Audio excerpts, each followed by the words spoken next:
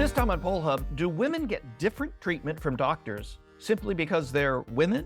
The data is pretty unequivocal that the answer to that question is yes. How those differences are manifest may surprise a lot of men, but it is likely to have women nodding along in agreement. We'll talk about that. Then that old saying, you're only as old as you feel, or you're only as young as you feel, whatever you want that saying to be, is apparently pretty accurate, but also leads to a really interesting question. So how old do you think you are versus what's on your driver's license? We're bringing in a range of ages to talk over a new study about that subject. And we end with a hearty Erin go Bragh. Lee's fun fact is all about the day we're all a bit Irish, St. Paddy's Day. So grab your soda bread and a green beer, unless you're driving or underage, and let's get to it.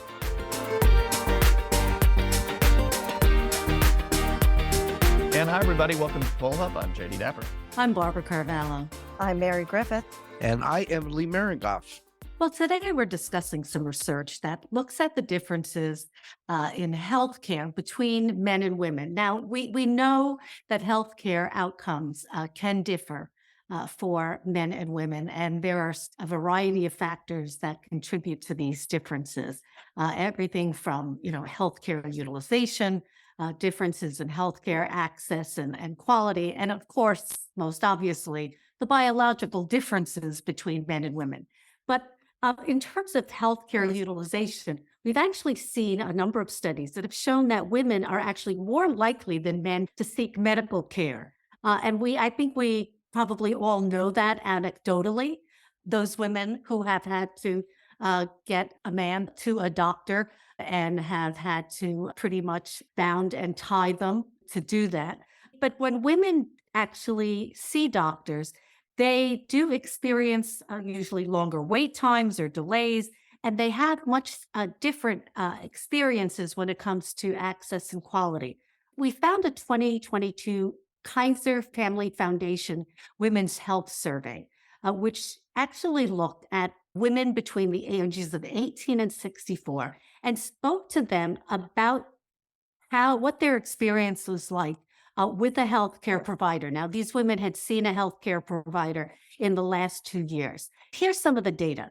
29% reported that their doctor dismissed their concerns. 15% reported their doctor did not believe they were telling the truth.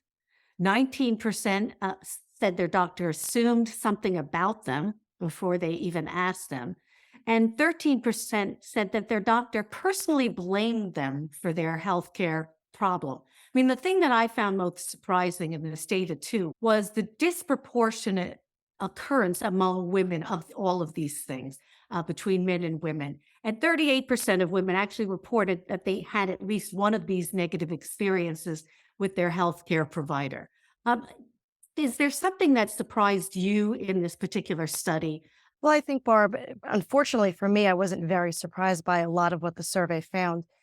In my past experience, I've had what I've just sort of chalked up to poor bedside manner in terms of just my interactions with some healthcare providers. But one of our colleagues, Casey, who works with us both in the office and on the podcast, she's given me permission to share some of her story. But when she was seeking healthcare for a chronic issue, was dismissed by many different healthcare professionals. And unfortunately, in having this conversation, there was a lot of anger, a lot of frustration, and there's this idea of feeling dehumanized, as Casey put it, as well as this idea of I'm not crazy. So unfortunately, these statistics really didn't surprise me altogether too much. And I think it really does speak to a larger societal problem that we have all experienced and been speaking to in many different capacities of inequality. But we do take a look at another piece of data from a 2019 Today Survey Monkey poll. It's not just women who do feel that they've been discriminated against in terms of their patient experience, but it is women who do experience what they perceive to be discrimination more so than men. 52% of women compared with 36% of men. So, Lee, jump in. What are your thoughts here on this topic? Well, I think there's two things that we can't ignore, and that is obviously there's a race component to this and an income component as well.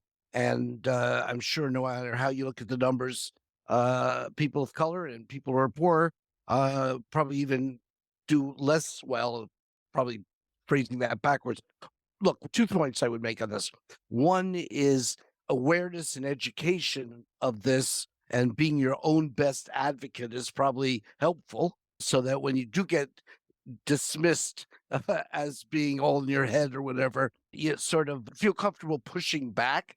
And the other thing is, I think it would be very interesting, and I hope it would be different if you were looking at women doctors in this. And I don't know if they, whether women going to women doctors have less of this discrepancy than when they go to male doctors. That I would find interesting as well. I just want to underscore the severity of the issue as well. When we take a look at a 2019 Danish study, that study found that women were diagnosed with serious illnesses about 4 years later when the same diagnosis was made in men.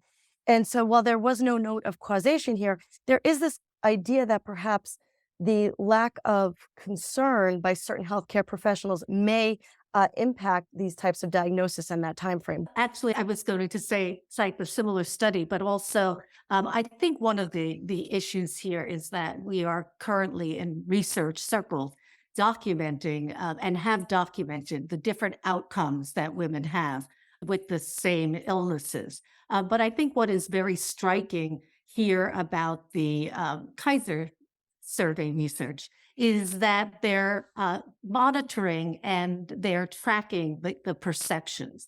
And although 38%, 4 in 10 struck me as a high number and certainly disproportionate from the 3 in 10 that the study saw among men, in a sense, it's probably undercounting what many of us experience. As you mentioned, Mary, you discounted as just a poor bedside manner.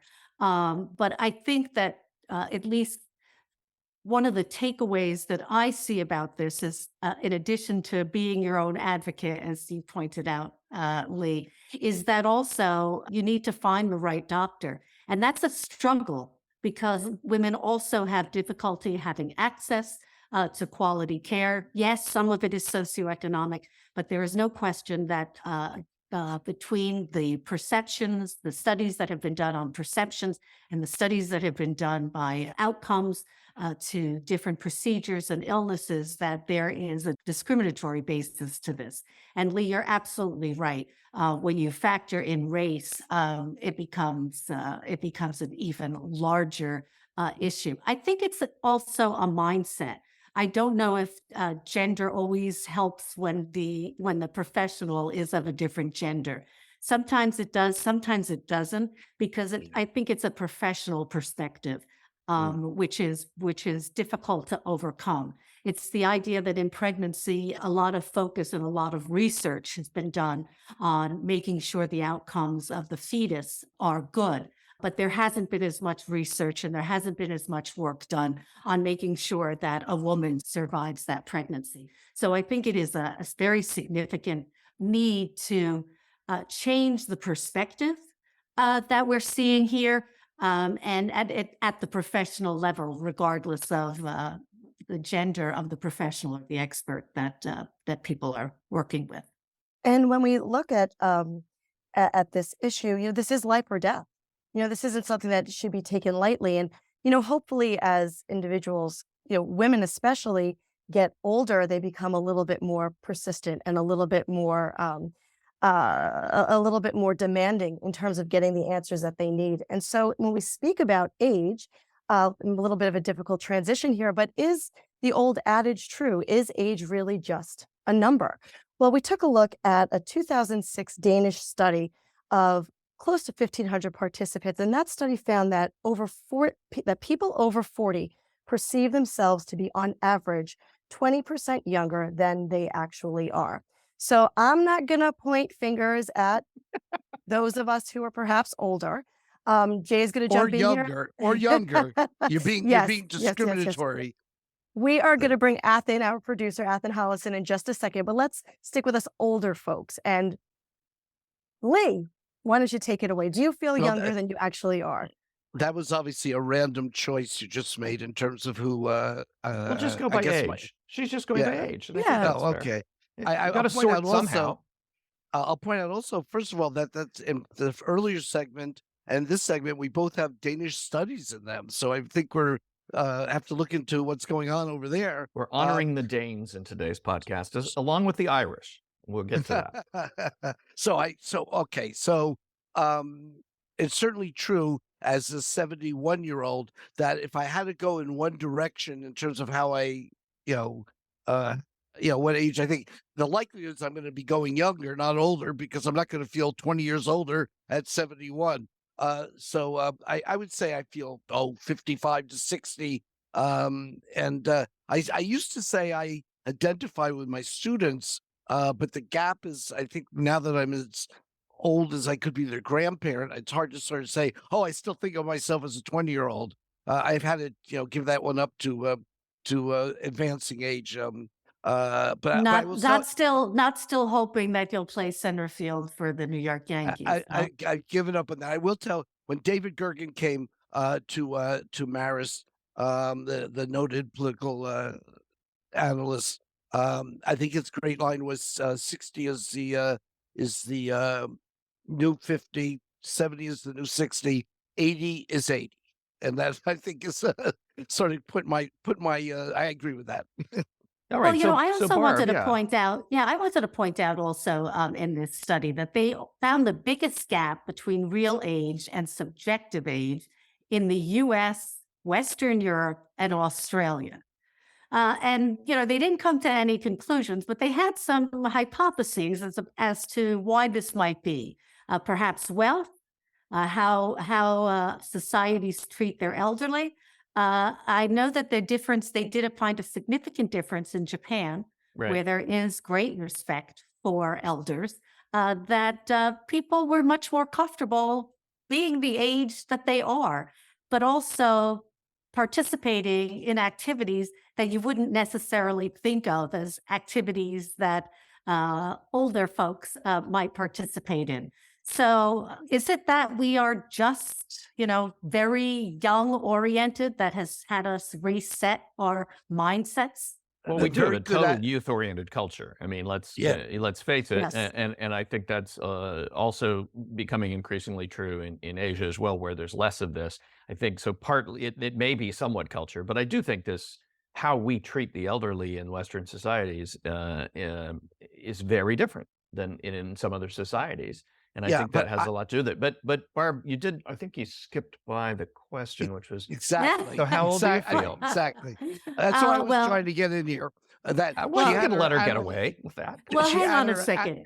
Barb, you were being very analytic, but not too subjective. Well, but I So think that was a very important part of the study. is. Because I think as those of us who are living in cultures that do value youth, that we tend to want to be younger and think of ourselves as younger. So do you? I don't know if that's the whole story. Oh, do I think of myself as younger? Now, you asked the question, how old do I feel? Yeah. Yeah. Well, I how don't old do want you to think- answer how yeah. old I feel, but how Yeah. old do I think I am? I joke with you guys all the time that I get myself into ridiculous situations because I think of myself as 12. Okay. Fair. And so I enjoy, as everybody knows who has listened to this podcast, I enjoy horseback riding. And I do have a recollection in my mind of horseback riding at a much younger age than I currently am. And so sometimes that gets me into trouble. Yeah, I was just going to say, I think it also has to do with how people look. So I look 10 years older than I am. Barb looks 10 years younger than she is. So I think that may have Well, you're played into kind. this. That helps, and I think there's some truth to that. I'll go next very briefly. I do think myself, I always feel younger, and it's hard to reconcile that with some of the dates that have clicked by recently. And I feel at least 20% younger. I would fit into Wow. this study. Mary, how about you? 100%. I will out my age. I'm in my mid 40s. I still consider myself. That's hardly outing your age. I was born in the 20th century. It does not qualify. Well, it feels that way, but I certainly think of myself as 16. However, I will say that the greatest reality, snap back to reality, is having a baby after the age of 40, because trust me, the body doesn't move in certain ways when you're lifting and carrying. So that is a reality check for me. But I do want to turn this around a little bit and bring in our student producer, Athen Hollis. Hey, welcome back. I know you're on spring break, but you're joining us for today's podcast. Hi, guys. So Athen, here's the flip side of this, is that younger people in this study could see themselves as older. Do you feel that way? Yeah, I don't think I consider myself younger. I think I could definitely see myself maybe not necessarily being like a decade older, but like I don't think I feel 20. But do you feel that you're older, wiser beyond your years? I don't know. I feel like when you're high school, undergrad, or graduate, it's like all the questions you get are like, what do you want to be when you grow up? What are you doing after school? Like, what are you doing next? So I don't think I'm ever really thinking like in the past a lot. I think the reason I think I'm older is I'm constantly like trying to plan for the future. So I don't think I feel 20, but Yeah, that's an interesting take, though, because when you're our age, collectively, the rest of us on the podcast, you are thinking a lot less about your future, or at least in the good parts about your future, and you are reliving to some degree. There's the memories, all that. There's a lot more memory when you're 60 than when you're 20, and there's a lot more future when you're 20 than when you're 60. So that actually makes a lot of sense. Yeah, so you get what do you want to be when you grow up, and I get when are you going to retire? It's going to put No, a very you, different Lee, you get perspective when are on you that. going to grow up? But that's partly what keeps you young. Yeah. Well, also, Athen, if it's any consolation, I think to a certain extent, none of us really do grow up or figure out exactly what we want to do. And just to be open to lots of opportunities is probably the best advice. Yeah, the thing that was said in this discussion I find most to identify with is I think your comment, Barb. It also has to do with the time of day because those morning hours are really rough. No, but So, I think it is interesting that as you pointed out, Athen and Jay, I think it is very interesting that it may be partially our perspective and how we're dealing with both the past and the future. And Athen, working with students like you at Marist College certainly helps keep us young as we age. So but thank you for your perspective. No, I'm being very sincere. I know But you Lee, were. you do have a very timely fun fact for us today. Yeah, so YouGov asked in 2019 who celebrates St. Patty's Day and how. So one question they asked was, as of now, are you planning to wear green on St. Patrick's Day this year or not? And the total was that 70% said yes, 14% said no, a little higher for Catholics, not surprisingly, at 77%. And then the second half of the equation was, will you eat a traditional boiled Irish dinner or not? Again, Catholics much higher at 62%, but the numbers overall were lower, and the traditional dinner was at 44% saying yes and 34% saying no. So St. Patrick's Day, wearing green, 70%. Definitely, most people go to their closet and make sure they got that green on, and they kind of get it's almost like a taboo if you don't. Like, why aren't you wearing green today? It's like some negative attitudes out there. So, all right. So, Wow. I here's my problem. I often Wait, don't. Lee, you never go with the flow. I mean, Hold it one time, Barb. You're forgetting. But in the morning I forget that it is St. Patty's Day, and so it's just potluck whether I'm wearing potluck cup. uh-huh. But when I'm wearing green up, but you and I, Barb, were co hosts of the Marist participation in the Manhattan up Fifth Avenue St. Patty's Parade, and that was great. We had a real great time. It was also nice walking on Fifth Avenue in the opposite direction. That was kind of fun too. But anyway, so how about the rest of you? Well, I have a Kelly Green blazer that is always perfect for March 17th and for acknowledging St. Patrick's Day.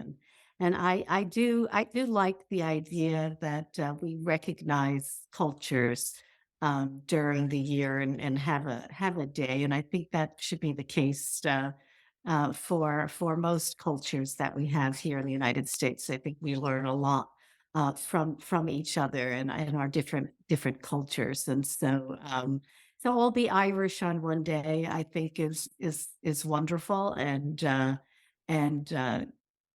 think it would be terrific to highlight many others as well. Mary, it's your favorite day of the year. Go ahead. Well, it's not quite my favorite day of the year, but It's absolutely. high. It's high on our It's list. pretty is high. high. It's pretty high. I absolutely What kind love of dancing did you do as a youth? No. I did try to Irish step dance. I'm not Irish, so let's just put that right out there. I'm not Irish. Some people, including people on this podcast, have thought that I'm Irish, but growing up, I had a lot of Irish friends. There's intermarriage in my family. My mom has always loved the Irish culture, even though she obviously also is not Irish. But what I think it comes down to is I really have a great deal of respect for the strength and courage and resiliency of the Irish people, as well as their ability to take on challenges with good nature and good humor. And so I have a great deal of respect for the Irish. My husband has a little bit of Irish in him. And so I hold on to that for my kids. And so absolutely, I will be wearing green tomorrow. I will be watching the parade. I will be eating corned beef, which I believe here, at least in New York, we have gotten a dispensation because it is Lent to be able to eat meat on Friday. I have to check on that, so nobody take my word for that. But yes, absolutely, I love St. Patrick's Day. It's a great year. It's a great day, rather, of the year, and a great time to celebrate the Irish culture. And it is true, everyone can be, and I think should be Irish on St. Patrick's Day. Jay, how about you? Athen, are you having a traditional boiled Irish dinner, as YouGov describes it, which is, I think, a little of a loaded question. That does not sound appetizing. I will not be having a traditional boiled Irish dinner. But you're going to be in Boston on St. Patrick's Day. Wow. Yes. Erin, go Bragh. Wow. Take You me better with wear- you. You better be wearing green. Oh, I will be. Okay. Are you Yeah. going specifically for St. Patrick's Day? Yeah, gonna see the parade. Gonna do the whole shebang. Oh, great. Okay, cool. All right. Well, that sounds like fun. Yeah, we have another student who helped produce this podcast, and it's very interesting. And we can end with this. I don't want to prolong this, but she, like I, grew up in California, and in California, there's a lot less attention paid to religious and ethnic kind of holidays and stuff. Like you don't get Rosh Hashanah and Yom Kippur off in most California school districts. We did in Connecticut when we moved to Connecticut. Same thing with St. Patrick's Day. She was telling me as we were doing, as you guys, Athen and Eve were putting together this segment, Eve was saying, yeah, I didn't even know St. Patrick's Day was a thing until I came back to Marist. Wow. Because it's not a thing in California. And part of that is, the ethnic nature of New York and the East Coast having been, built by waves and waves of European immigrants, first enslaved people, then European immigrants. But I think there is a big regional difference, and that would be interesting. That's what I would end with is I would love to see this kind of poll done and look at the regional breakdown, because I think there's probably a big difference. Happy St. Patrick's Day.